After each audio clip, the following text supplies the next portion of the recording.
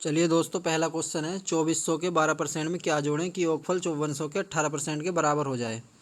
तो 2400 के 12%, 2400 के 12% में परसेंट के लिए नीचे 2 जीरो बढ़ जाएंगे। क्या जोड़ें? मान लो x जोड़ लें, वो बराबर हो जाए किसके? 5400 के 18% के। परसेंट के लिए नीचे 2 जीरो आ जाएंगे, 2 जीरो से ये 2 जीरो कट जाएंगे, ये 2 जीरो से ये 2 जीरो कट जाएंगे।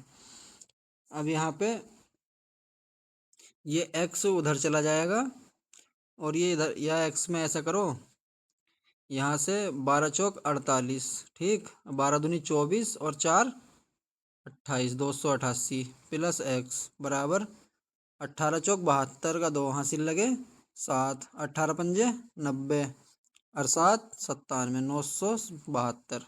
तो x बराबर 972 माइनस में चला जाएगा, उधर माइनस 288, इसमें से घटाएंगे 12 में से 8 जाएंगे 4 और यहाँ बचा 6, 972 है ना 6, 16 में से 8 जाएंगे 8 और यहाँ पे बचा 8, 8 में से 2 जाएंगे 6, 684।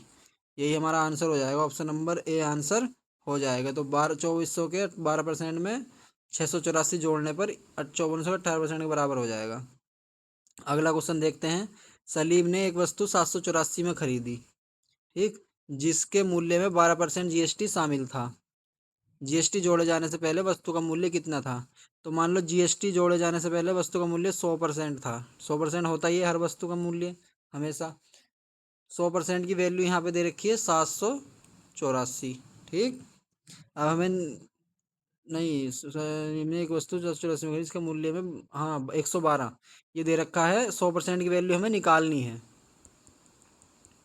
100% की वैल्यू हमें निकालनी है। पूछ रहा ना, जीएसटी जोड़े जाने से पहले वस्तु का मूल्य 100% की मान लो एक्स थी, निकालनी है हमें 100% की, जिसके मूल्य में 12% जीएसटी शामिल था, यानी 112%। 112% की वैल्यू दे रखी है हमें 784, समझ गए? 12% जीएसटी शामिल है ना इसमें, तो 112 हो जाएगी। अगर 20% होता तो 120 हो जाती, 10% होता तो 110 हो जाती। तो 112% की वैल्यू दे रखी है, 784 वैल्यू किसकी है? 112% की, ठीक। गुणा हमें निकालना कितना है? 100%, यानी जीएसटी जोड़े जाने से पहले निकालना था। 100% होगी तब, तो 100% निकाल दो। तो इसे काट लेंगे, इसे काटो, परसेंट से ये परसेंट कट जाएगा, ठीक। 100% की वैल्यू निकालनी है ना।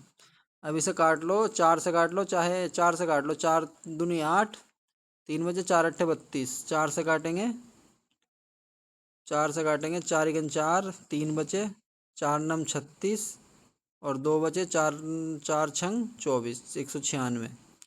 28 से इसको, 28 से काटेंगे, यानी 7 से काट लो, 7 चौक 28 और 7 से काटेंगे, 7 दूनी 14, 5 बचे, 7 छंग 7, 7 अट्ठे 56, 28, 4 से काटेंगे, 4 सत्ते 28, 700, 700 रुपये। 100 ये था और 7 ये आया, 700 रुपये उसका प्राइस होगा, जीएसटी जोड़े जाने से पहले। ऑप्शन नंबर डी आंसर हो जाएगा। अगला क्वेश्चन है, ये भी रेलवे एनटीपीसी 2021 में पूछा गया है। यदि एक संख्या उसके 25% का अंतर, यदि एक संख्या और उसके 25% का अंतर 24 है, तो संख्या ज्ञात कीजिए। यानी एक संख्या एक्स है और उसके 25% का, यानी माइनस एक्स के 25% का अंतर 24 दे रखा है, तो हमें संख्या एक्स निकालनी है। यही तो कह रहा है, यदि एक संख्या एक्स और उसके 25% का अंतर, अंतर यहाँ माइनस आ गया, बराबर है 24 के, तो एक्स की वैल्यू निकाल दो यहाँ से।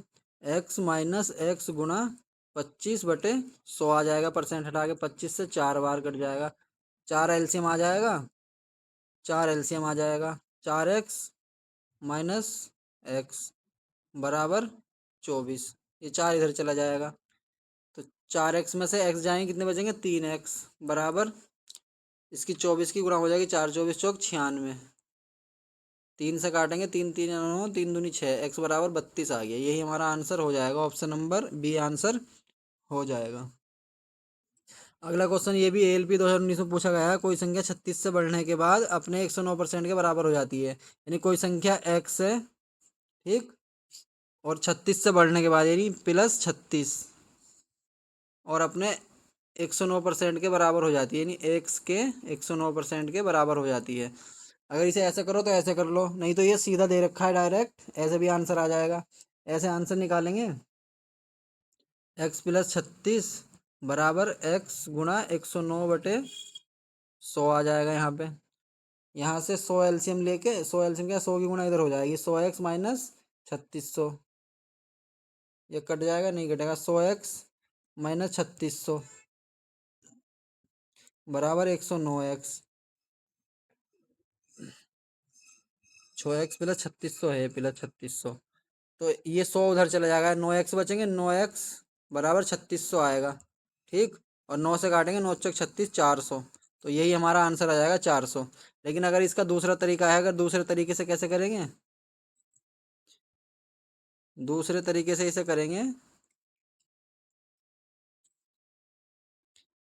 दूसरे तरीके से इसे करेंगे, 36 से बढ़ने के बाद 109% के बराबर हो जाती है, यानी अपने 109% के बराबर है, तो 9% बढ़ रही ना, 36, नौ नौ 36 दे रखा है हमें 9% के बराबर।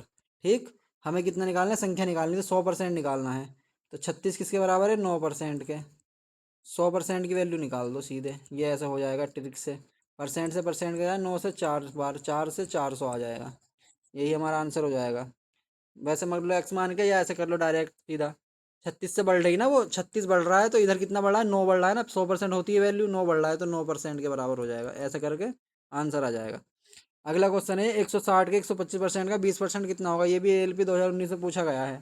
तो 160 के 125% के लिए नीचे 100 आ जाएगा, गुना 20% परसेंट के लिए नीचे 2 जीरो आ जाएगा, कितना होगा, तो यहाँ से 20 से काटेंगे 5 बार, 25×5 125, 25×4 100, 5 से ये 5 कट जाएगा, 4 से कट जाएगा, 4 से 16, 40, 40 आंसर आ जाएगा, ऑप्शन नंबर ए आंसर हो जाएगा। दोस्तों वीडियो कैसी लगी, वीडियो अच्छी लगी लाइक करें और हमारे चैनल को सब्सक्राइब करें, और भी इसी तरीके की बहुत बेहतरीन वीडियो और प्रीवियस ईयर के क्वेश्चन देखने के लिए हमारे चैनल को सब्सक्राइब जरूर कर दें। थैंक यू दोस्तों।